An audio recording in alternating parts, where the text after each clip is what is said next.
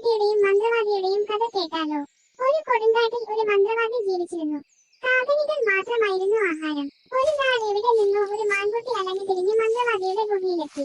അലിവ് തോന്നിയ മന്ത്രവാദി മാൻകുട്ടിയെ തന്നെയൊപ്പം പാർപ്പിച്ചു. നേരം വെളുത്താൽ മാൻകുട്ടി കാട്ടിലേക്കിറങ്ങും. പിന്നെ വൈകുന്നേരമാണ് തിരിച്ചു വരിക. സന്യാസിയെപ്പോലെ കാകനികൾ തിന്നു വിശപ്പടക്കാൻ നായയ്ക്ക് കഴിയില്ലല്ലോ. വല്ലതും എരിവും പുളിയുള്ളതും വേണം മാൻകുട്ടിക്ക്. ഒരിക്കൽ മാൻകുട്ടി കാട്ടിൽ ഭക്ഷണമന്വേഷിച്ച് നടക്കുകയായിരുന്നു. അതാ മരച്ചുവട്ടിൽ ഒരു കടുവ. മാൻകുട്ടിയെ കണ്ടതും കടുവ ഒറ്റച്ചാട്ടം. ഒരു നിമിഷം കൊണ്ട് മാൻകുട്ടിയോട് ഓട്ടം.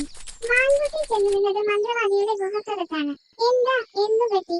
നിന്നു കിടക്കുന്ന മാൻകുട്ടിയെ നോക്കി മന്ത്രവാദി തിരക്കി. ഒരു കടുവ എന്നെ പിടിക്കാൻ വന്നു, മാൻകുട്ടി പറഞ്ഞു. മന്ത്രവാദി എന്തോ മന്ത്രം ചൊല്ലിയ മാത്രയിൽ മാൻകുട്ടി വലിയൊരു കടുവയായി മാറി. രൂപം മാറിയ വലിയ കടുവ ഗുഹക്കു പുറത്തേക്ക് വന്നു. മുന്നിൽ ഭീമാകാരനായ കടുവയെ കണ്ട് ജീവനും കൊണ്ട് ആദ്യത്തെ കടുവ കാട്ടിൽ മറഞ്ഞു. മാൻകുട്ടിക്ക് പിന്നീട് മറ്റു പല വലിയ മൃഗങ്ങളെയും നേരിടേണ്ടി വന്നു. അപ്പോഴെല്ലാം മന്ത്രവാദി തന്റെ മാന്ത്രിക ശക്തി കൊണ്ട് മാൻകുട്ടിയെ ആ മൃഗമാക്കി മാറ്റി. ചുരുക്കി പറയാമല്ലോ, ഓരോ തവണയും മാൻകുട്ടി രക്ഷപ്പെട്ടു. ദിവസങ്ങൾ കഴിഞ്ഞു. ഒരിക്കൽ മാൻകുട്ടി തന്നെയൊരു സിംഹമാക്കണമെന്ന് പറഞ്ഞുകൊണ്ടാണ് ഗുഹയിലെത്തിയത്. കാട്ടിലെ രാജാവായ സിംഹത്തെ തോൽപ്പിക്കണമെങ്കിൽ അതേ വഴിയുള്ളൂവെന്ന് മാൻകുട്ടി പറഞ്ഞു. മന്ത്രവാദി തന്റെ മന്ത്രശക്തി കൊണ്ട് മാൻകുട്ടിയെ ഒരു സിംഹമാക്കി.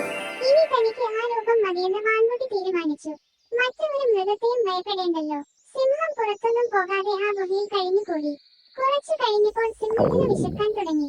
പുറത്തു പോയി വേട്ടയാടാൻ അതിന് മടി തോന്നി. വിശപ്പടക്കാൻ മന്ത്രവാദിയെ തന്നെ ശാപ്പിടാമെന്ന് സിംഹം തീരുമാനിച്ചു.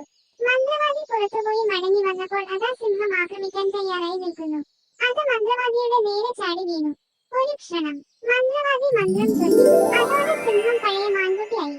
തന്റെ മുൻപിൽ വാലാട്ടി നിന്ന മാൻകുട്ടിയെ മന്ത്രവാദി പുറത്താക്കി ഗുഹയുടെ വാതിലടച്ചു.